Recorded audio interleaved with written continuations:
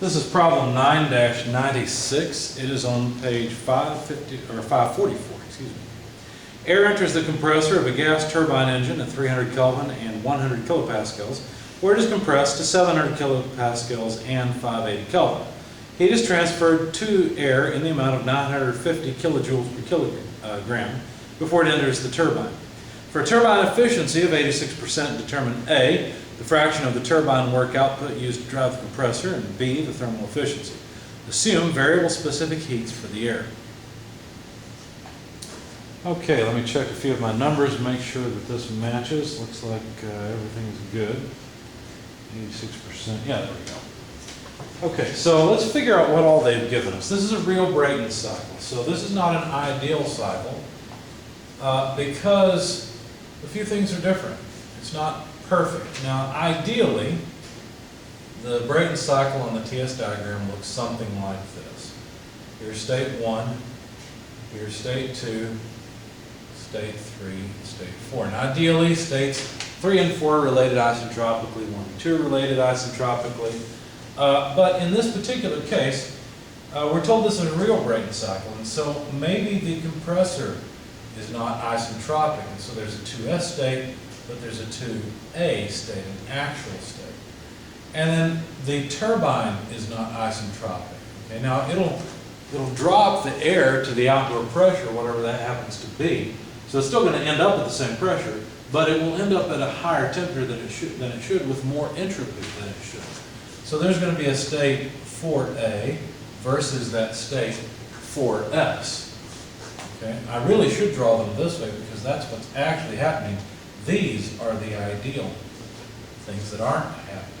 Okay, these are the ideal processes that are not really happening. So here's our actual cycle. Okay. Qn will occur from state 2 to state 3. So Qn causes this change in energy of the air going through the burner section. And they've given us a few things. They've given us a temperature, well, they've given us a couple temperatures. But they've told us information about where it's at. For example, air enters the compressor at 300 Kelvin. Well, here's the entrance to the compressor. So basically, they just gave us the temperature in state 1 when they told us the 300 Kelvin specification. Now, they also told us that the air, let's see, how did they put it? The air is compressed to 580 Kelvin. Well, the compressor ends here, so 2A is 580 Kelvin. Now, notice we could do a calculation because they've given us the pressures, right? They told us the pressure coming in is 100 kilopascals and the pressure on the high side is 700 kilopascals. And they've given us that information. And by the way, basically they've given us the pressure ratio there. Obviously it's just 7 because it's 700 over 100. But we could do a calculation and say, well, if we move from state 1 to state 2s isentropically, and of course still ended up at 700, what would the temperature be? And of course when we calculate that, it would be lower. It would be less than this. They told us the amount of heat transfer in the real case, 950 kilojoules per kilogram. And they also told us the turbine efficiency. Now be careful here. The compressor's on this side, the turbine's on this side.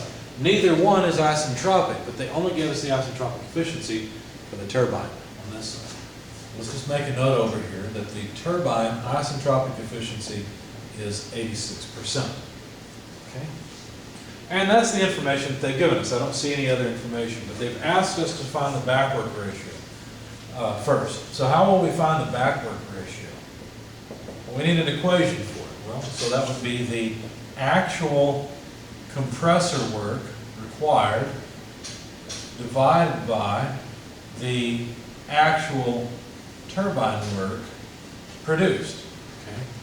So remember, these are all open devices, right? The turbine, the burner, the compressor, all these things are open devices, and so the mass flowing through them has enthalpy. It's something that we have to keep track of, the internal energy and the flow energy. So how would we do this? Well, the amount of work consumed by the compressor is just equal to the enthalpy change from state 1 to state 2A. right? Because what's going on there in that process is the air is flowing through the compressor. The compressor is doing work on it, adding energy to it. So all the work that the compressor does goes into increasing the enthalpy of that stream. So that's H2A minus H1. That would be proportional to the compressor work. Why do I say proportional? Well, the higher the mass flow rate is through the compressor, the more work it's doing. So you'd have to multiply the actual power input to the compressor, or I'm sorry, you'd have to multiply the enthalpy change across the compressor by the mass flow rate through it to get the actual power input into the compressor. But we can write this on a per unit mass basis, and then this will work out fine. Okay. How about the turbine? Well, the turbine allows the fluid, the air, to fall from state 3 to state 4A. So that would be H3 less H4A. That would be the enthalpy change across the turbine, which would be proportional to the turbine work output. So that takes care of that bit. How about the, so what can we do with this? Well, they've given us this specification that the turbine, we're also supposed to find the thermal efficiency. That's where I was going with this. All right, so how will we find the thermal efficiency? Well, we could do a 1 minus Q out over Qn, or we could do, for example, the net work out of the system, out of the entire cycle, per the heat input. Okay, so we could do that. Since we've got Qn, that's easy. All we need to do is get the net work out. Well, the net work out would be equal to the work produced by the turbine, H3 less H4A, minus the work consumed by the compressor. So minus H2A minus H1. Okay, notice since I've written all these on a per unit mass basis, this should work fine.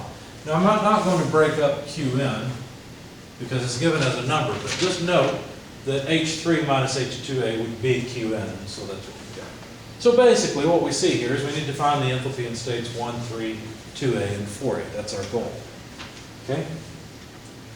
Well, to do this, we better use as much information as we have. In fact, notice that the isentropic efficiency of the turbine helps us relate state 3 to state 4S and 4A. How? Well, the isentropic efficiency of the turbine is equal to the actual work that we get out of the turbine divided by the ideal work we would get out of the turbine. So that's just the enthalpy in state 3 less the enthalpy in state 4A divided by the enthalpy in state 3 less the enthalpy in state 4S. Okay, so what does this do for us? Well, I think we can probably get at the enthalpy in state 4S and the enthalpy in state 3 fairly easily. That shouldn't be too hard. How do I know that? Well, I know the temperature in state 2A. I know Qn, and so I think I can get H3 pretty easily. I'll show you how to do that in a minute. Also, if I knew the enthalpy in state 3, or essentially if state 3 was solved, I could say the entropy in state 3 and 4S were the same, and that would allow me to come up with H4S. That would be another relationship that would allow me to solve state 4S. I can get, so basically I think what I'll have to do is use the isentropic efficiency equation to come up with H4A. I'll have to calculate it. All I'm doing is rearranging the equation for the isentropic efficiency of the turbine. Okay? So there it is rearranged. If I had all this stuff, I'd have H4A and I'd be almost there. Okay? So let's see if we can do this. Let's see what we can do. Let's see, why don't we make a table, I guess we'll put it here, where we have state, that's not going to fit. We will need 6 states or more, maybe 8. Why don't we put it over here? So state numbers, I don't know that we'll need all of these, but we'll go ahead and write them all down. Let me extend this just a little farther. Let's see, that should do. Okay, so let's have states 1, 2S, 2A, 3, 4S, and 4A. I guess I didn't need those last 2 rows out. I don't know why I was thinking that I needed it. 8 states. I just need 6. Okay? So when a state is solved, what do we really get from it? Well, we really get the enthalpy. That's what we're interested in here. Notice the enthalpy is appearing everywhere.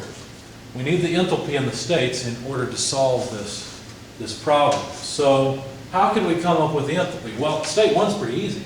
All we have to do is go to the appendix and look at appendix A17, look up 300 Kelvin, and you'll find the enthalpy in state 1. That's pretty simple. In fact, that number is 300.19, and it's kilojoules per kilogram, of course. Those are the units.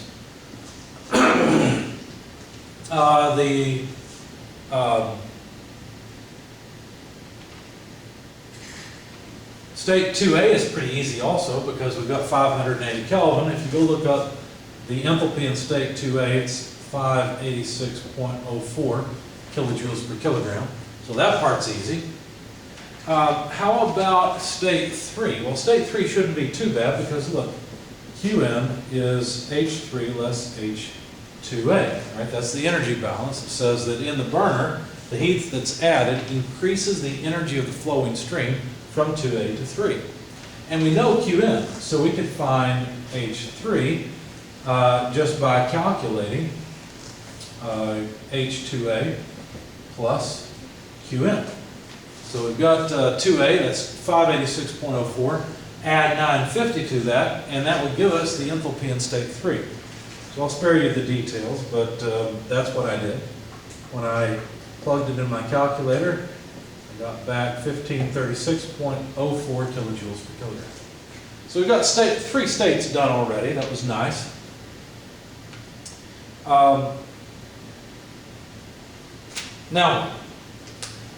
Now that we've got those enthalpies, now we'll have, those are the easy ones of course, now we'll have to actually do some work. In fact, I'm not particularly interested in state 2s. Notice I was essentially given 2a, and you'll notice it appears, but 2s does not appear anywhere in here. We could go for it and then calculate the isentropic efficiency of the compressor, but why bother? They didn't ask us for that. So we're going to not worry about state 2s. We won't need it after all. But state 4s and 4a we need. In fact, state 4s, if we had 4s, we'd almost be done with this thing, right? Because state 4s is what we need in order to find 4a, and then our troubles are pretty much over. Well, let's see if we can find it. How can we find state 4s? Well, it's isentropically related to state 3. So we could relate state 4 and state 3 as follows. PR4 over PR3 equals P4 over P3. Why would I use that? Well, I've got the pressures. I've got this pressure ratio, in fact. It's 7. Okay? The way I've written it is 1/7. But anyway, so I can look up PR3 very easily, right? Because now I have the enthalpy in state 3. So you have to do an interpolation, and you'll interpolate based on the enthalpy in state 3, okay? But that's just in table A17. And then you can come up with PR3. When I did that, I came up with PR3 by interpolation, and it was about 474.11. So I guess we could say this is what gave us PR3 equal 474.11. You see where that came from. And then if you take that, let's see, you'd rearrange, you just multiply or divide by a 7th, right? And so from here, PR4 comes out to 67.73. So just 474.11 divided by 7. Forget this piece right here, it's not important anymore, right? So just rearrange, PR4 then comes out nicely. Now once you find PR4, you can use PR4 to find the enthalpy in state 4, but you have to be careful. Is this 4A or 4S? Notice I used an isentropic equation, right? I said that this is equal to 1 over the pressure ratio, and this is an isentropic equation. It's solving for state 4S. That's its nature. That's what it does, okay? We're just simply relating states 3 and 4, or at least the 4S, isentropically. 4A is not related to state 3 isentropically. See that? It's at a different entropy. Okay. So anyway, this would be state H4S. And again, you have to interpolate, but when you do that, you come out with 905.83 kilojoules per kilogram for H4S. So now we have everything we need to plug into the isentropic efficiency equation for the turbine. H3, 1536.04, isentropic efficiency given at 86%. H3 again, 1536.04. H4S, 905.83. Looks like I just barely made it. And so H4A is just a number now. It's 994.06 kilojoules per kilogram. So we filled up the table. We have everything that we should need in order to solve this. So H2A, let's see, that's known. That's not a problem. H1, we know. H3, check. H4A, yes. So we're done. So all we have to do is plug in numbers. When you do that, the backwork ratio comes out to 52.7% using the numbers from that table. And then, how about the thermal efficiency? Well, we've got H3, H4A, H2A, H1, and Qn. Qn, this is the 950 kilojoules per kilogram. Okay? So that's easy. In fact, we can plug all that into our calculator. When you do, when I did it, I got about 27% thermal efficiency. So that's what they wanted to know. They wanted us to find all of these things. If I had a calculator handy, I would go through and calculate the compressor isentropic efficiency, but it wasn't asked for, so we'll skip it this time.